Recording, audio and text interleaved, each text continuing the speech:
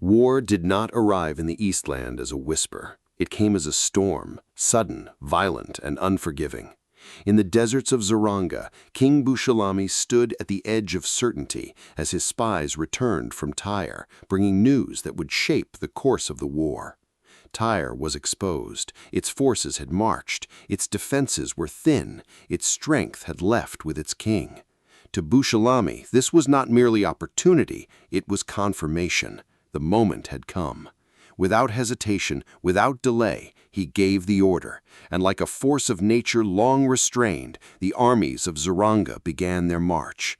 Across sand and heat, through routes only they could survive, they descended upon Tyre, not as invaders, but as destruction itself. Towns fell before warnings could spread, villages burned before resistance could form. What stood was broken, what resisted was crushed, and what remained was taken. Prisoners were gathered in chains, their cries swallowed by smoke and ash, as the kingdom that once stood with ambition was reduced to ruin. Yet within that collapse there was resistance. General Jamtolo stood as the last wall between order and complete destruction.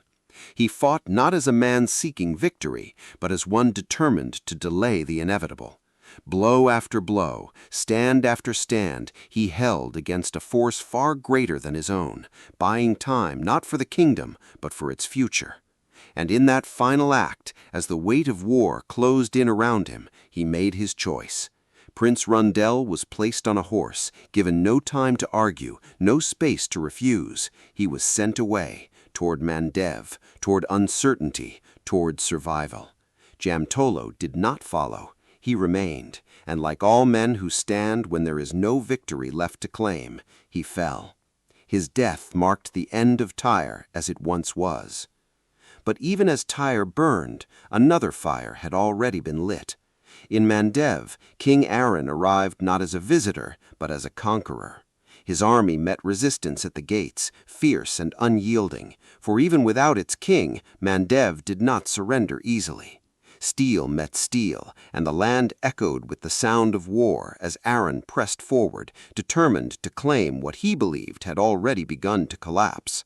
At the center of that resistance stood Queen Sharon, no longer hidden behind quiet ambition, but fully revealed in command.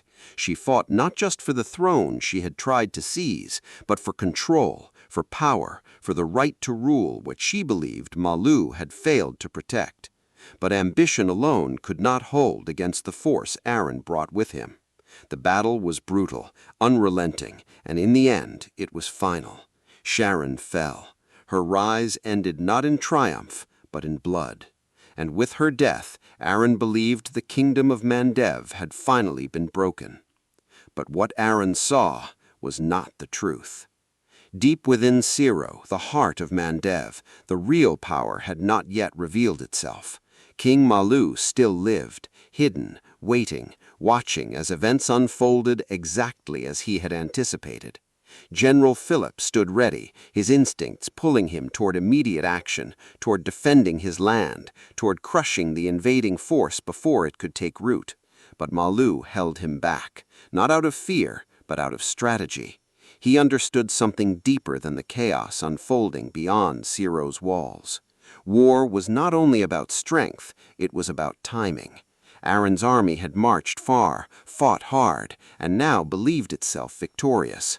But victory breeds carelessness, exhaustion, overconfidence, and in that state, even the strongest army can fall. Malu's command was simple: wait, let them tire, let them believe, and then strike. Because Siro was not just a city, it was something far greater. It was called the City of Men for a reason, not because it was filled with soldiers, but because it was built upon them. Every man trained, every hand hardened, every warrior shaped by the very fire that defined Mandev itself. The armies of Siro did not fight like others. They endured, they adapted, they did not break. And Aaron, for all his intelligence, for all his planning, did not yet understand what he had walked into. He believed he had defeated a weakened kingdom. He believed he had removed its leadership. He believed the hardest part was over. But the truth had not yet revealed itself. Across the Eastland, two kingdoms had fallen into chaos. One burned to ruin, the other stood on the edge of something far more dangerous. And in the silence between battles, as dust settled and blood cooled, a single question remained. When the hidden strength of Mandev finally rises, will Aaron be ready to face it? Or has he already walked too far to escape?